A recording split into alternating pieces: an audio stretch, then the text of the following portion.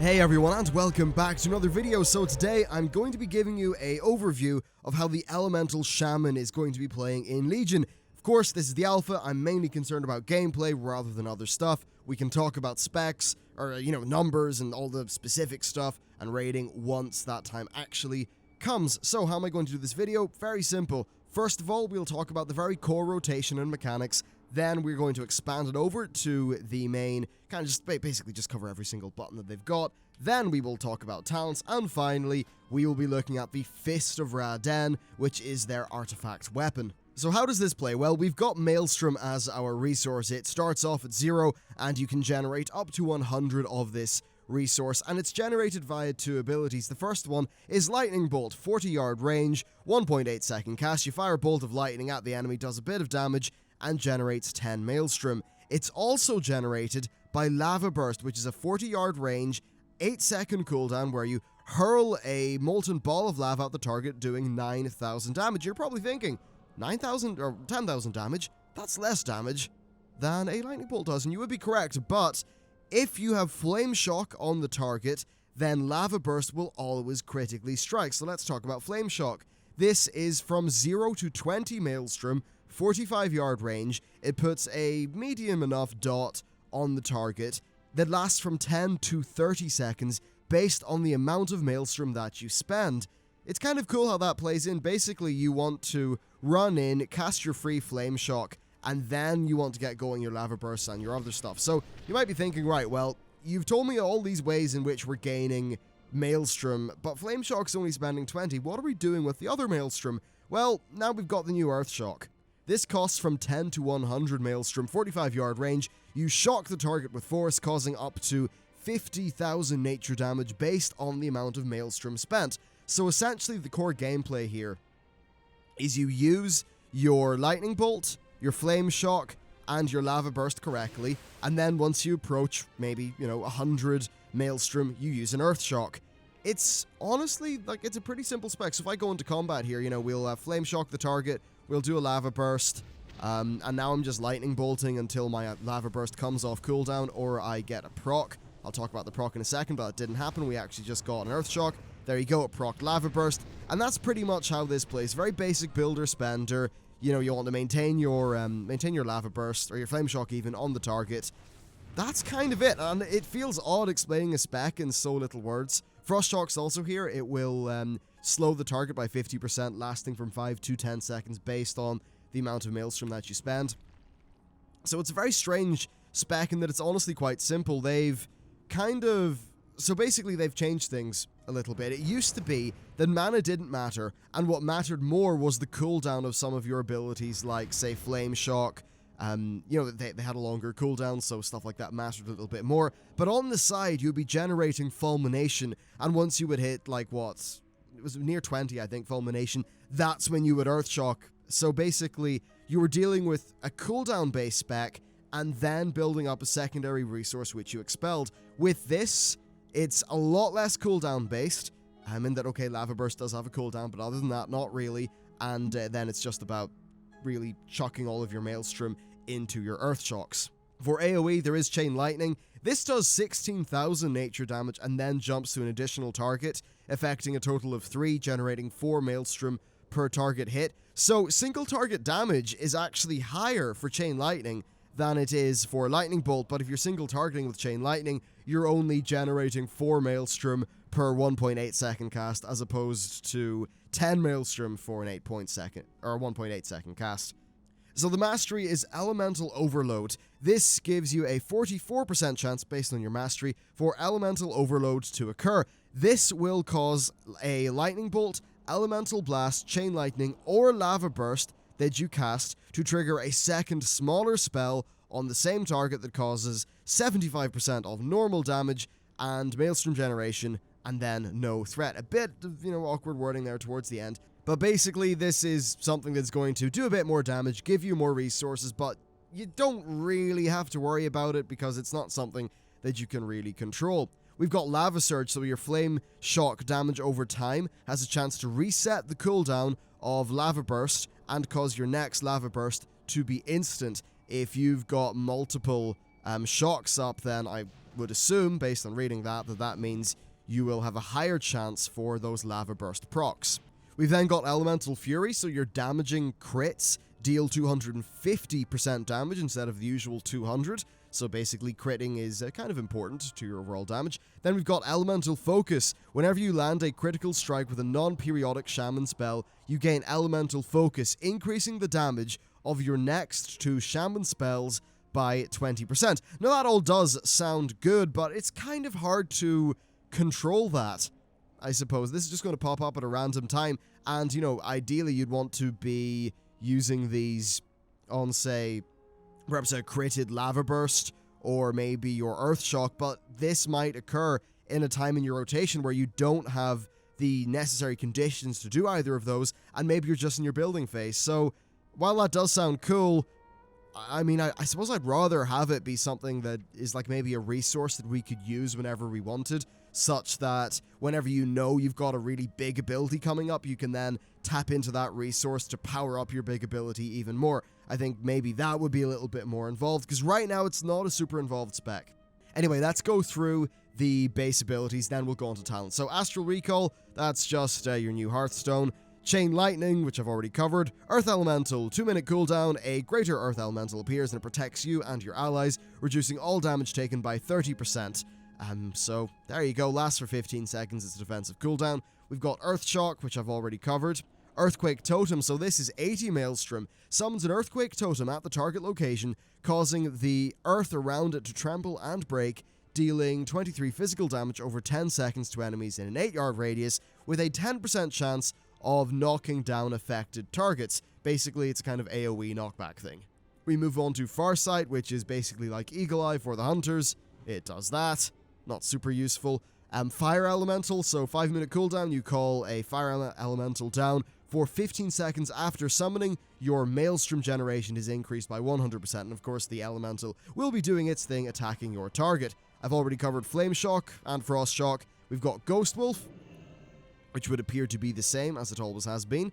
Healing Surge, so this will heal you for 20,000, though the healing is increased up to 40,000 based on the amount of Maelstrom spent, with the maximum amount being 25. However, this is at its base a cost of 0 Maelstrom, so you will always be able to spam Healing Surge. We've got Heroism, so 30% haste to everybody, which is quite nice. Lava Burst, which I've already covered. Lightning Bolt, which I've already covered.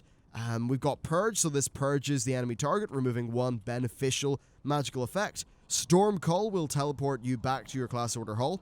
Thunderstorm is a very weak AoE, but more importantly, it is a knockback that also slows targets. Can't really demonstrate it against target dummies, but that's what Thunderstorm is. Then, of course, Water Walking, which just lets you walk on water, and Wind Shear, which is an interrupt. That's actually us onto the talents. So let's start off with the 15 tier. Path of Flame, the damage of Flame Shock and Lava Burst is increased by 10%. Kind of boring, you know, passive, just sort of works on its own.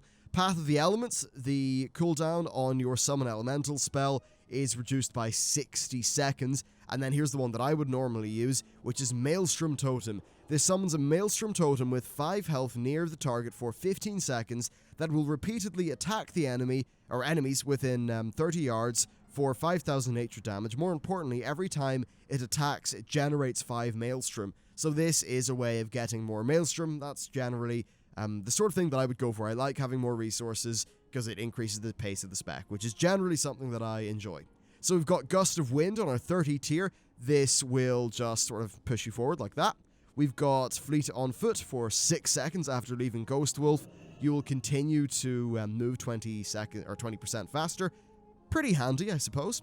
We've then got Wind Rush Totem. Summons an air totem with 6,200 health at the target location for 15 seconds, continually granting all allies within 10 yards 60% increased movement speed for 5 seconds. That's a lovely bit of utility there. The 45 tier the 45 row is actually the same as the Enhancement Shaman. So we've got Lightning Surge Totem, which you plonk it down. After 5 seconds, it blows up and stuns people. Earth Grab Totem, this will root people every 2 seconds for 5 seconds within 10 yards, and enemies who are previously rooted will instead suffer a 50% movement speed reduction. And then we've got Voodoo Totem. This replaces Hex. it summons a totem down on the ground. This totem will pulse every 5 seconds, hexing all enemies within 3 yards for 10 seconds, and enemies can only be hexed once. As you can see, totems are far less important. They're pretty much relegated to being utility talents. I'm okay with that because I didn't really enjoy the totem gameplay. I think it's the sort of thing they either would have had to revamp it and really try to do something with it, or just remove it entirely. It being half and half, to this being almost like a mage, a spec wouldn't really work, so who knows if that was the right decision. I suppose time will tell. On to the 60 tier, Elemental Blast, 30 Maelstrom, 40 yard range, 1.8 second cast, 12 second cooldown. You harness the power of the elements, dealing 40,000 elemental damage and increasing crit, haste, and mastery by 1,000 for 10 seconds. I'm taking this because it's actually, bar a 100 Maelstrom Earthshock, your strongest single thing, so you'd want to be using that on cooldown while also ensuring that you're using your lava bursts on cooldown. So the gameplay like that, you run in, you flame shock it, you lava burst. I actually got a proc there, which is quite nice. I probably should have just continued to lava burst, but anyway, yeah, you'll benefit from increased crit and various other things, which is pretty damn nifty. If I was I should really show you usage of Maelstrom Totem. I actually did. There should be a Maelstrom Totem. Yeah, there it is. So it casts off, and every time it does a Maelstrom bolt, you'll see I get 5 Maelstrom, which is really quite beneficial to the amount that I get overall. So then, Ancestral Swiftness increases haste by 10% and attack speed by 10% at all times. It's a simple talent, but you know what? It's increasing the pace of the spec, which I would quite enjoy. However, I think Elemental Blast will be the way to go. And then we've got Echo of the Elements, so this one makes it quite different.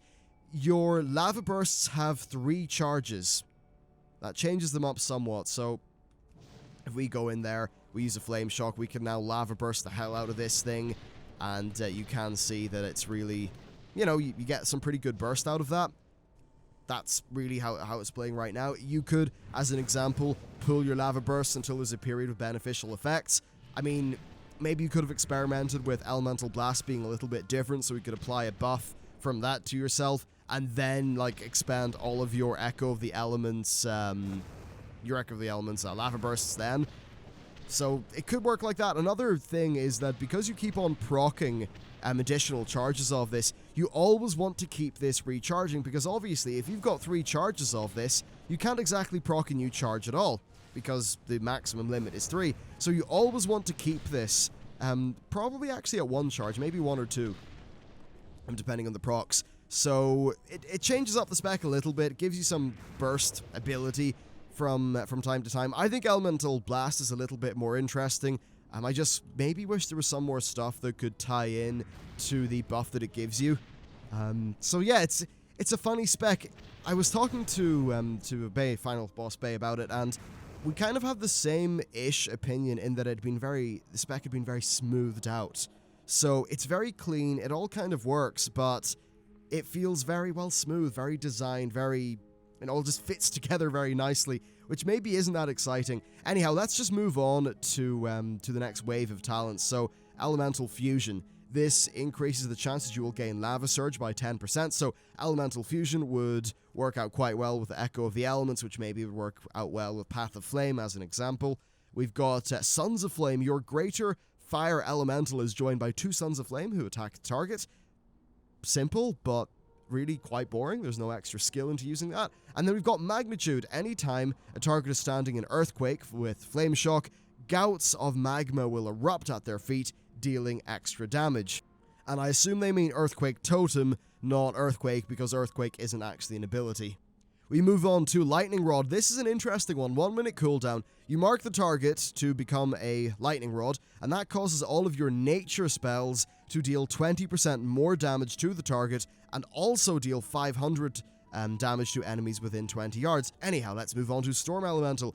This will call forth a greater Storm Elemental to hurl gusts of wind at the caster's enemies. Each gust of wind does damage, and then heals all allies within 15 yards for 100% of the damage dealt, split evenly, lasting for 1 minute. Basically, this is a hybrid between a DPS increase and a healing utility. And then we've got Liquid Magma Totem, so this summons a totem with some health at the destination for 15 seconds that erupts in magma, which flows out and does damage every 4.5 seconds for 15 seconds to loads of different targets who are around it. So we've got Liquid Magma Totem, so this will summon a fire totem down with 6,000 health at a destination for 15 seconds that erupts in liquid magma, which flows towards random enemies within 40 yards every 4.7 seconds for 15 seconds, and each glob of liquid magma deals 2,500 fire damage to all enemies within 4 yards. So that's very good for, your AoE as an example. I'll just show you what that looks like there. So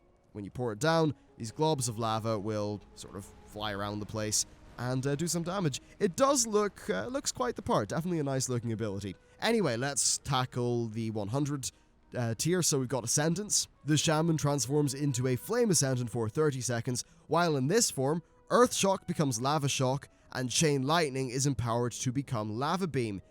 Now this is rather different. Of course, Lava Burst still exists, so what you want to be doing is using all of your Lava Bursts, and then using Beam whenever you can, and then expelling on Lava Shock. So if I just pop this here, you can see we've got Lava Beam. Now, obviously in an AoE situation, you'll get to the point where Lava Beam is just what you want to be using. Oh crap, I forgot to Flame Shock the target there. So, because of that, it seems a little bit more interesting than how it is currently on live. But, yeah, that's your elemental. You just, you pop this, you do a lot of damage, pretty simple. It definitely does look quite cool. I'll give it that.